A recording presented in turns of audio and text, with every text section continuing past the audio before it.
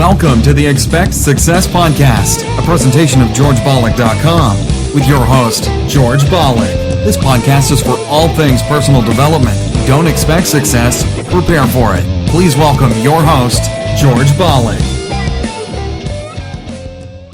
Welcome to Expect Success at GeorgeBalek.com.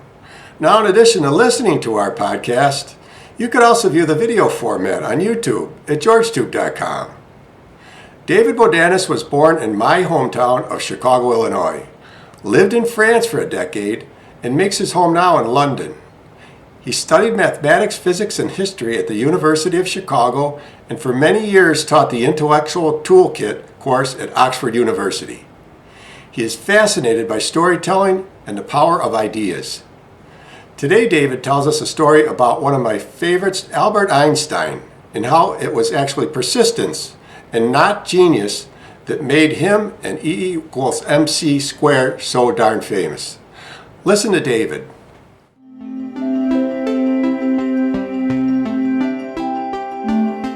1905, Albert Einstein's mother thought he was a genius. His sister thought he was a genius. His father thought he was a genius. But he was stuck in the patent office in Bern, Switzerland, and nobody else thought he was a genius at all. He had mouthed off to his professors at university. He didn't get any good job. His department of theoretical physics was the top drawer of his desk, and he had slammed it closed. But then, and he had tried all sorts of things. He was about 25, 26. He had tried lots of ideas while he was stuck at the patent office. Nothing had really come together. And then, suddenly, in the spring of 1905, it was like a storm burst in his head. He poured out one paper after another. About 4 of them were worthy of the Nobel Prize. And the final 2 were special relativity and E=mc². Einstein once said he wasn't smarter than other people, but he said, I have the persistence of a mule. And he was really honest about it. When he was a little kid and he'd make card castles, he'd make layer after layer after layer of card castles. And if they blew down, well, he'd take a deep breath and build it up again. So he knew he wanted to understand how the universe worked. He'd always thought the universe was like a series of books waiting on a shelf that if we were really lucky, we could take them down and look inside and there'd be all the truths of the universe inside there. It might be the Sermon on the Mount from Matthew. It might be what he later discovered, things like E=mc². And most of the time we couldn't look in those books, but occasionally we could. And that's what drove him. All through his early 20s, he was happily married at the beginning to a really hot young Serbian physics student, with the only woman in his class at the Polytechnic in Zurich.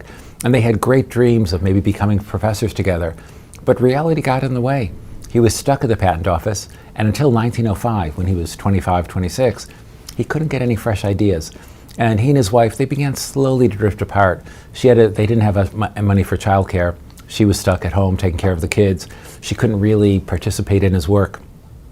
In 1905, he did have this epiphany, or series of epiphanies. He had great achievements, and he thought he was home clear, but nothing happened.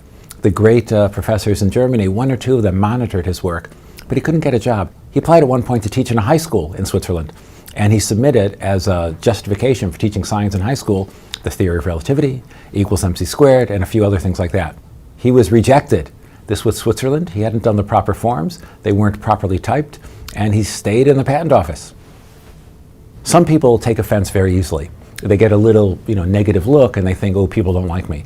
Einstein was not like that, and he had good reason to think that people didn't like him. In 1920, in Germany, the Opera House in Berlin was taken over by an anti-Einstein rally. There were swastikas in the front hall. This wasn't Aryan science. This was Jewish science. It had to be wrong. And then, horribly, in 1933, his books were burned on the streets in Germany. And they weren't just burned by uneducated mobs in the middle of nowhere. The greatest university the world had known was Göttingen in Germany at the time. And the students there, the students were so caught up in what was happening that they dragged Einstein's books and books of other people, and they burned them in huge piles right in the center in Berlin, in Göttingen, and in other places. Luckily, by then, Einstein was out of the country. Some of the major newspapers and magazines were, charging him with, they said they had to kill him. It's a variation of, they didn't just say lock him up, they said the next stage. You start with one stage, you go to the next. Because he was famous, he managed to get to America. He lived safely in Princeton, New Jersey after that. But he was also a nobleman, and he realized he had to save a lot of people. So he used a huge amount of his income and other funds that he raised to get people who were in danger of death out of harm's way and into the safety of America. And that's, well, there's some lessons for us today. So after the First World War, where vast numbers of people had died and machine gunned for no purpose in Western Europe, and of course even huge battles also in Eastern Europe, a great number of people thought, what could be worth it? What could be worth sending millions of young men rushing into machine guns, which are firing away and killing them? So Einstein thought, no war is going to be worth it. Well, in the late 1930s, with the rise of Hitler, he changed his mind. He thought, this is different. This could actually destroy all civilization. So he didn't like it, but he said, yeah, we have to defend ourselves. We have to stop this terrible thing. He himself was not allowed to work on the atomic bomb. The FBI thought he was a security risk. In fact, he wasn't a security risk, but the FBI, as usual, was being very, very cautious. Also, much of the atomic bomb, although it intellectually owes the ideas to Einstein, a lot of it was practical engineering, and he wasn't an engineer. He was good with his hands in building things, but he wasn't a practical engineer. So he actually wasn't involved in the building of the bomb. Then in 1945, about a day after it was dropped on Hiroshima, when the news finally reached America, he was on holiday in eastern Long Island. He liked boating. His secretary, Helen Dukash, woke him up. She said, "Professor, there's this terrible news." She told him what had happened, and he woke up and he said to her, "If I had known, I wouldn't have lifted a finger."